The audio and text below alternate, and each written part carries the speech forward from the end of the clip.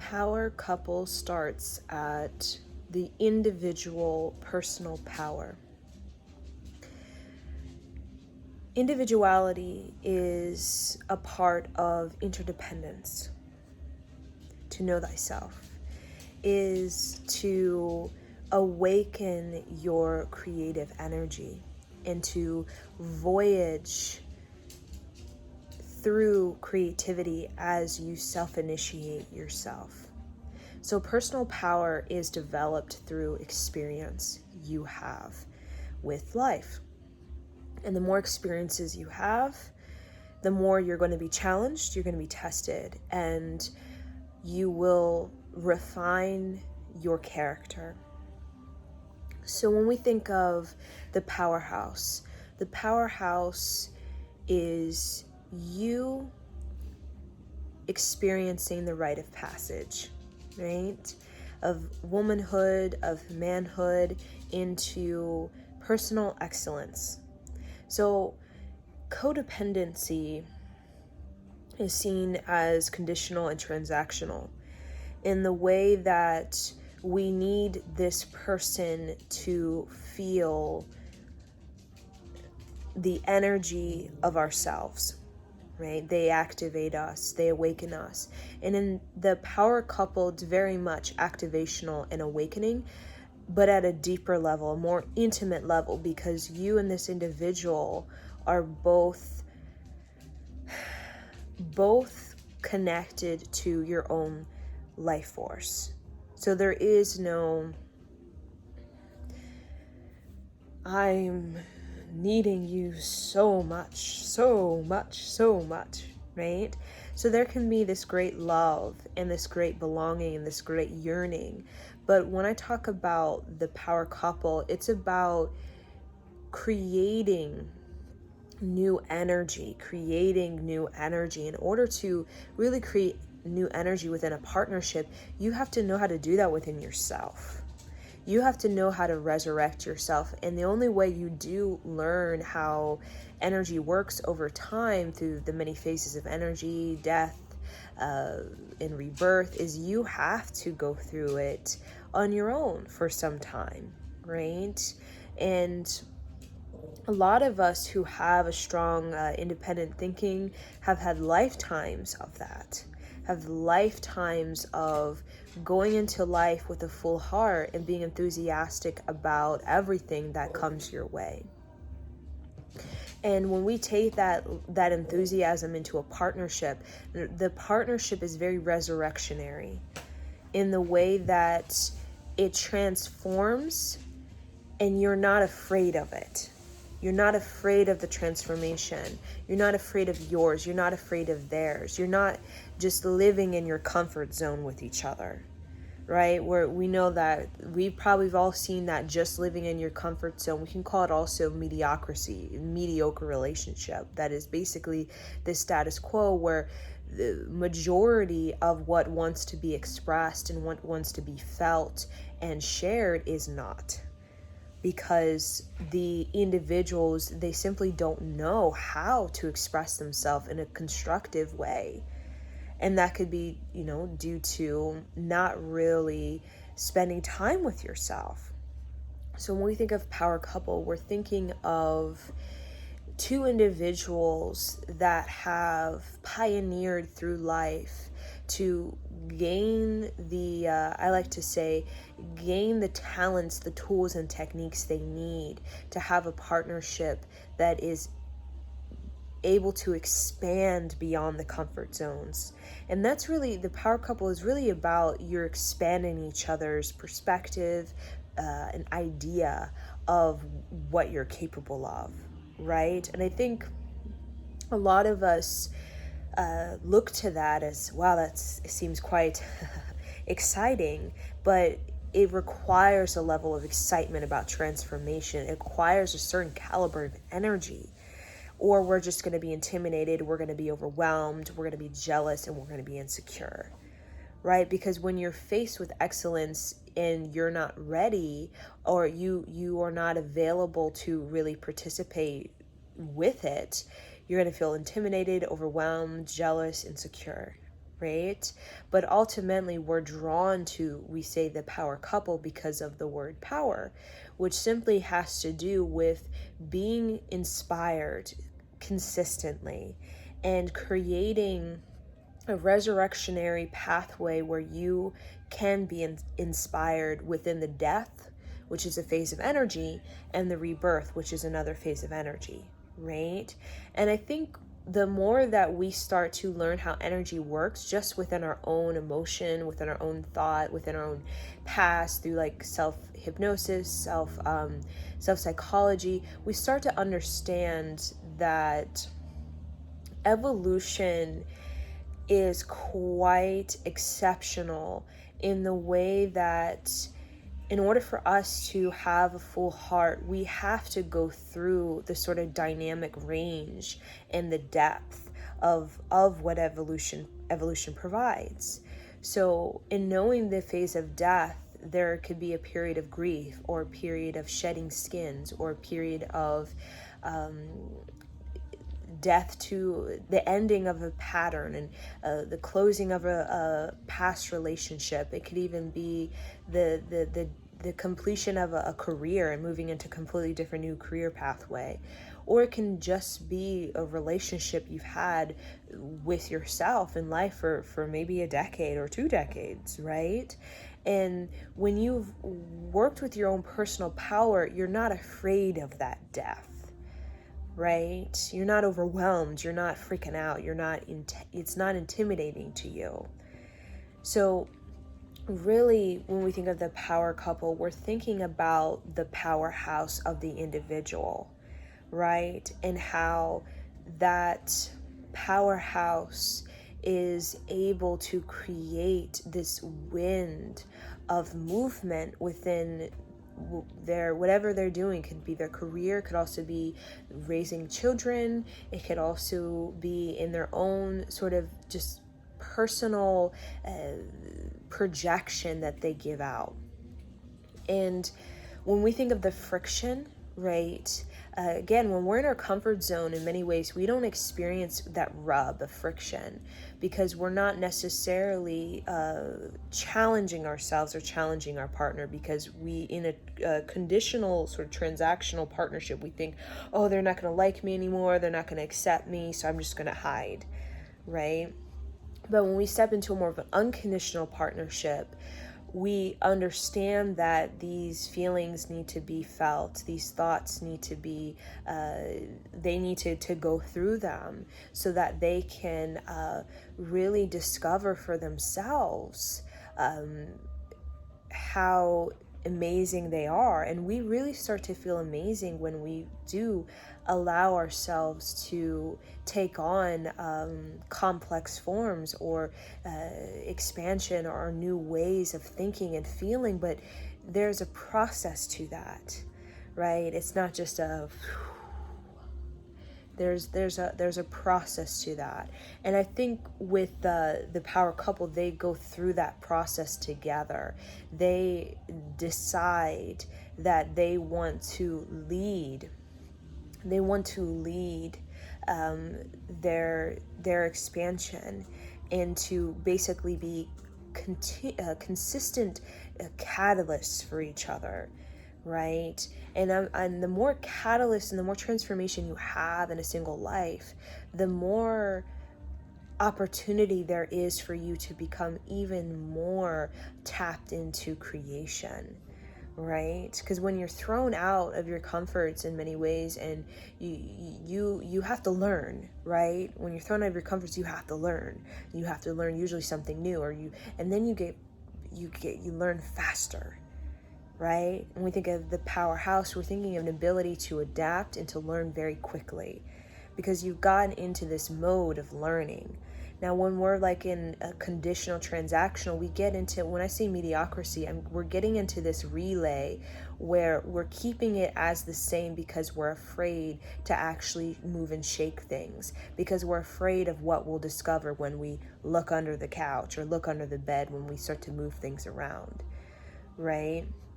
And yet we're so intrigued by the fact of movement, because it implies that we have to go inward for the answers. And when we're thrown out and we have to learn something new, it forces us to go inward, because when everything outside of us in our external world isn't isn't the answer for us anymore, right? When we just know in our heart and our deep feelings that this needs to be transformed, we're forced to go inward. And the moment we go inward is when we really start to initiate ourselves further, when we really start to unlock a deeper creativity, a deeper talent, even gift, and a understanding of how energy works, right? So inward is where we learn the leadership, right? The leadership. And only times when we really go inward, like intensely go inward, is when we are such as in a predicament that we're in right now, where everything's transforming and there is no sense of comfort zone. So in doing that and going inward and having that sense of leadership and having that sense of intuition, when you extend that out in a partnership, it becomes quite resurrectionary in the way that you and your spouse or boyfriend, girlfriend, or even friend, right? Platonic, kindred, romantic, you get to experience this reinvention of yourself, right? The reinvention of you. And the more sort of reinvention we have with ourselves, the less apathetic, the less lazy, the less sort of bored or complacent or mediocre we feel.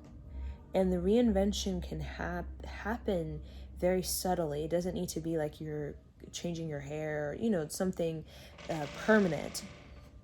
It can be simply in a reinvention of a talent or a creative expression, a way you look at yourself, the way you look at your partner, that brings more kindredness within this dynamic.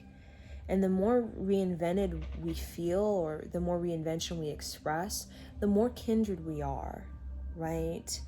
And therefore the more successful we feel, because energy is, when we think about success and abundance and victory, it's about the movement of energy and your ability to lead that energy, know how to lead that energy, know how energy moves over time, and to be like 2 steps ahead, right? Because you've been forced to go inward to develop your personal power, so your intuition is very fine-tuned, because you're not just codependently looking outside yourself for this person or that thing to show you yourself. So that's why the power couple in many ways are seen as trailblazers or trendsetters, because they're 2 steps in the ahead in the way that they go inward. They're forced to, in order to basically experience the reinvention of themselves and to resurrect, right? To resurrect more of themselves. Because when you're working with energy and you want to learn how energy works, you want to bring more energy to life, more sexual, sensual, emotional, intellectual energy to life. And that's why I say the powerhouse is the foundation for the power couple. 2 powerhouse kind of joining together to just continue to kind of bounce off each other ideas and inspiration for a bigger goal, which is ultimately to these people want to move energy within the collective consciousness. That's really what they're wanting to do, to move, and that's a big thing, to move energy within the collective consciousness. And to do that, we do need masculine and feminine energies, both in empowerment, not just masculine and then feminine, and one is the empowerment is shaky. They feel shaky, they feel overwhelmed by the energy and the energy that's moving through them, right? Because energy is very powerful when it moves through you and is always moving through you. But we are taught to very much like shut down the energy, because we are taught that what's going on within us is we can't handle it. So therefore we don't work with it. We don't try to understand it. We don't go inward to really learn what's really going on. We just say, oh, I'm angry, I'm upset. That's just it. And I just something's wrong with me, and that's just life, right? So the power couple in many ways have sort of a mastery over energy, and the way that it's not just about the relationship between them. It's really about the movement of energy within the collective stream of thought and feeling. And that's why they could be drawn to each other, or destined, or even like arranged, right? Arranged, in order to combine these defined masculine and feminine energies that have been cultivated through a rite of passage, manhood, womanhood, to basically create a new, basically to spark and even trigger on this planet, or really any planet, of an awakening, of a new era, a new age, a new trend, a new style, a new culture. And that's why the connection is very a spark. It's a sparky. It's very imaginative, and yet intensely activational, and because the individual has gotten to a certain point within his or her connection to creation and their own body and how to move things around, that they're actually ready to really understand how to move energy within the identity of an actual human being. And that, as we know, is the feminine and the masculine coming into this desire to want to be inspired by the polarity, because that polarity, that polarization actually gives us a pull, kind of pulls us magnetically, pulls us forward into even faster movement of ourselves, which shows up as these individuals we see that are very, very exceptionally dynamic and well-rounded and multi-talented, in the way that they're multi-dimensional, and they're spinning that energy in a way that is always grabbing the next portal for new energy to come in. So I just wanted to share this discussion on the power couple and what that is and how it starts. And again, it's the individual. You self-initiate yourself. You're going through a rite of passage. You're gathering teachings, principles, teachings, principles, just an education of yourself and energy, so that you can really develop a strong sense of self, right? And that self will be brutally, sometimes gently, challenged by the other person, and to keep you always evolving, right? Keep you always, in a sense, out of your comfort, so that you're never getting wrapped up in what was or the past, so that you can be this constant vehicle of this new energy, this new expression that wants to come through. And these type of partnerships can be many. It's not just a single, like, your husband, your wife. It can be multiple. It can even be man, man, woman, woman. It can be even it could be a friend. It could be a parent. It could be grandparent. But it's just simply two individuals. Can be even individuals that are really desiring to really harness the power of resurrection, the power of sending out new creative ideas, new creative expressions, and understand that to do so, you need that polarization, that male-female combination, that kind of male-female friction that brings about this awakening, an awakening of your intuition, an awakening of your wisdom, your ancestors, an awakening of how you can just move yourself in a way that's a lot more freeing, in a way that's a lot more energetically available to these secrets or these codes or these I like to say these initiations that are there. It's just a matter of fact is having the ability to actually go into these portals, to actually open up these portals, and to allow these